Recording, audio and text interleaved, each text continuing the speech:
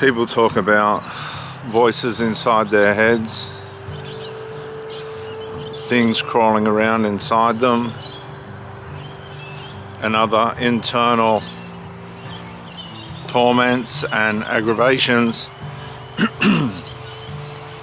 And they may seem imaginary to the listener, but to the person that's experiencing these internal battles, these internal struggles with supernatural and natural disturbances, torments, aggravations, antagonisms from within,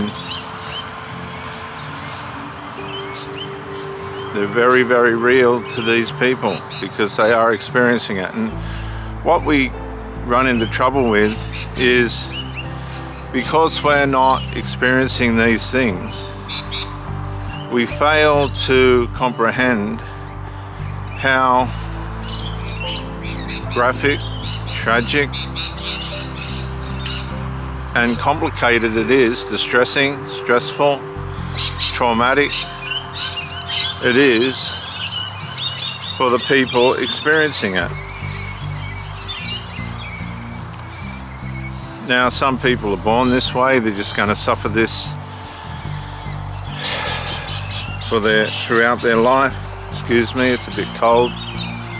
Throughout their life, and you might say, well, there is no God, and that's fair, but there is.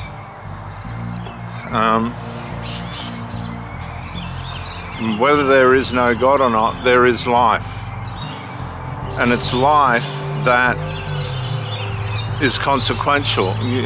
Some people are just born from the start with a bad, they just don't get the right start, they don't get a good start.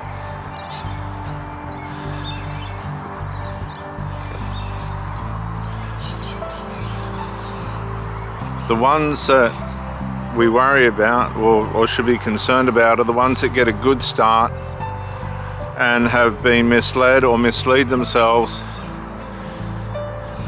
into personal abuse by way of chemicals and drugs, alcohol, all of which we know are abusive and destructive, harmful. Or the domestic way in which they're raised is abusive, and this in turn causes internal conflict and responses that lead to personal abuse and the abuse of others.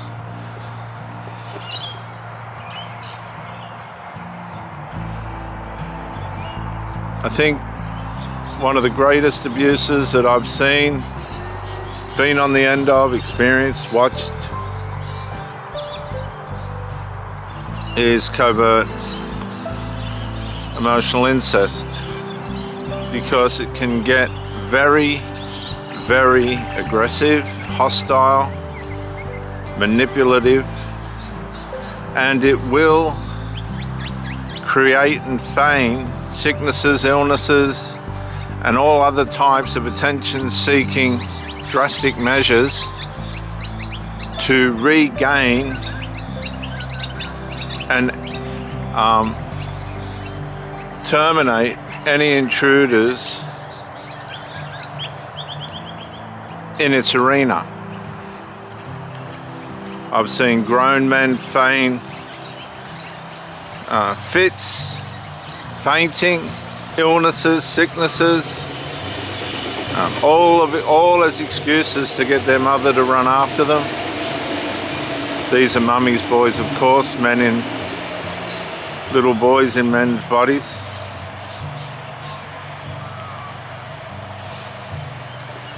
They feign sicknesses, illnesses, they put on acts, performances, and cause all sorts of trouble that you'll never know about, because a lot of it's happening behind your back. Women do this as well with their fathers.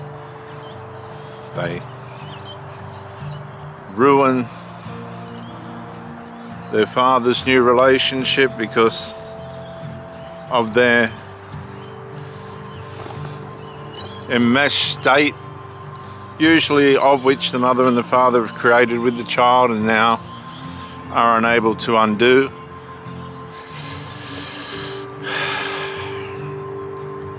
But when you're the third wheel, when you're the third person in one of these situations, you've come in and everything's great to start with. Oh, dad's got a new girlfriend or mum's got a new boyfriend. Everybody's jovial and happy. If there's enmeshment in that person's life, it'll soon start to surface. And it's kind of covert in the way in which it starts to manifest. You'll start to see some moodiness in the family members. There'll be a little slip of rudeness towards you. Then things start to get a little bit more blatant. Something offensive will be said to you.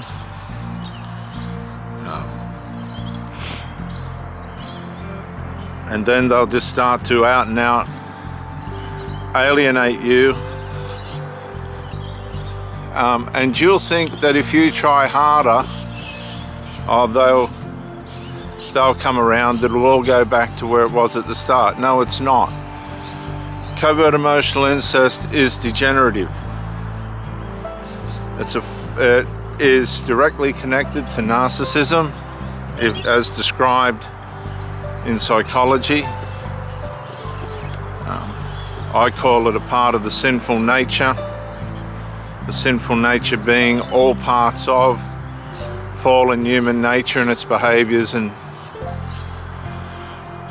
things that it does to ruin humanity.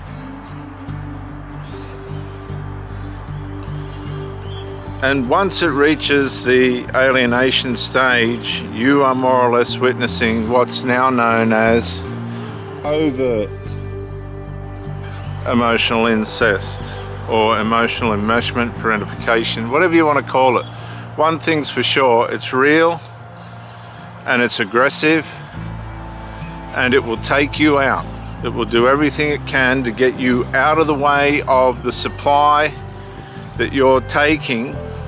And you're not taking it, you're just running a normal relationship or trying to with somebody that's enmeshed with a family member. And this is where the family members will begin to oppose you, they'll start to vandalize you, and you'll think, oh well, you'll pretend, oh nothing's wrong, it's just a mood. Everything's all right. They're just having a moment. No, it's real. What you're witnessing is abuse directly at you.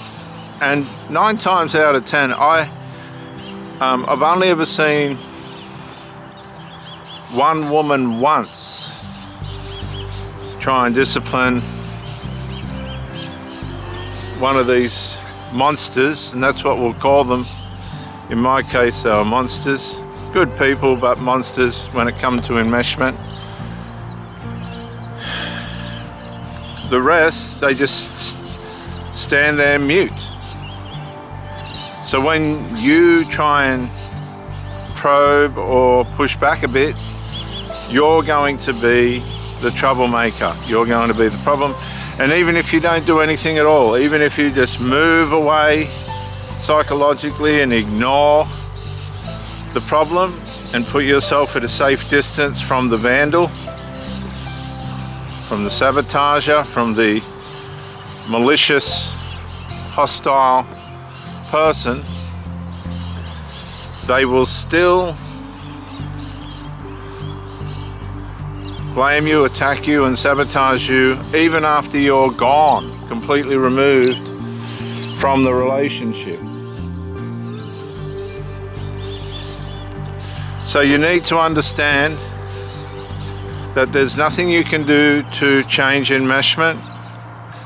The problem was there before you come along. You've tried to build a relationship with somebody that's intimacy is spread all over the place and is supply for people that really shouldn't have access to it. And you need to accept that you've probably picked the wrong person, and they've got every right to continue on with their enmeshment without you around. And you need to pack your bags and go, I can't live like this, and find somebody that's going to build a proper, healthy, happy, wholesome relationship without the intrusion and invasion of your privacy and vandalism of your person.